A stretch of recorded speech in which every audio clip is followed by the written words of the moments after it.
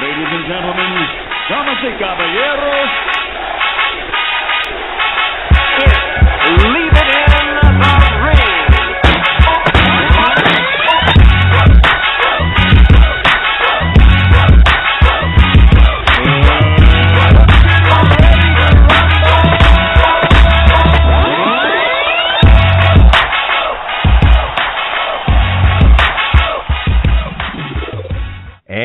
Welcome back to another edition of Leaving the Ring Radio. I'm your host, Dave Duenas, with my co-host, Mr. Gabriel Montoya. Hey, well, we got Abel Sanchez, the trainer of Gennady Golovkin, here on Leaving the Ring. Abel, thank you for coming on, man. I appreciate it.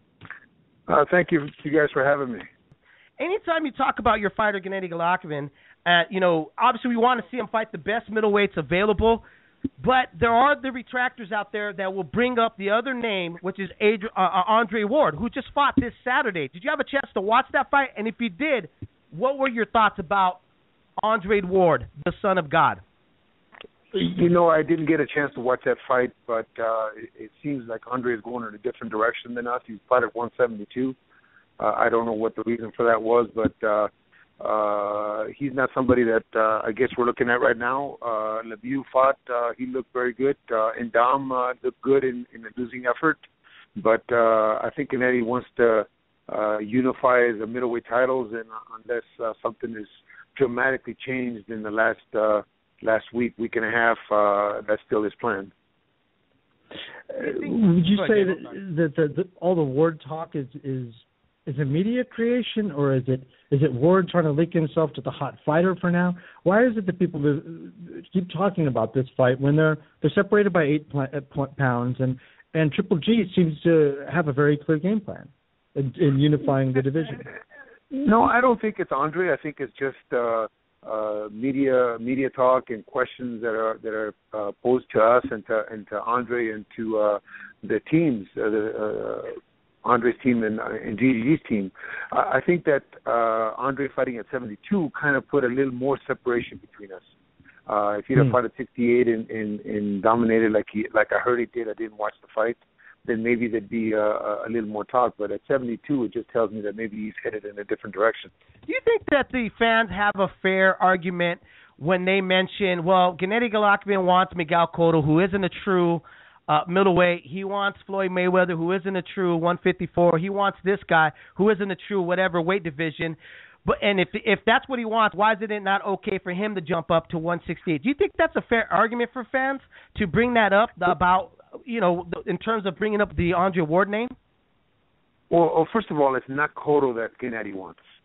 Cotto just happens to have the middleweight belt, so the WBC middleweight belt. He wants the belts. He wants to unify the belts, just like Andre did in his division. He wants to unify the belts, and if Cotto holds the middleweight belt, then that's who he wants to fight. If Cotto decides to give it up, we'll fight somebody else. It doesn't really matter. If you can't get, say, one of those marquee names where, you start looking at that real risk-reward factor, and you got to go to the next tier.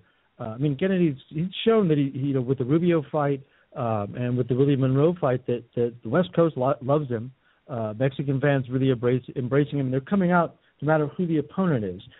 So who do you look at? And do you think that scenario, taking more of a next-tier guy next, is more likely than the big super fights?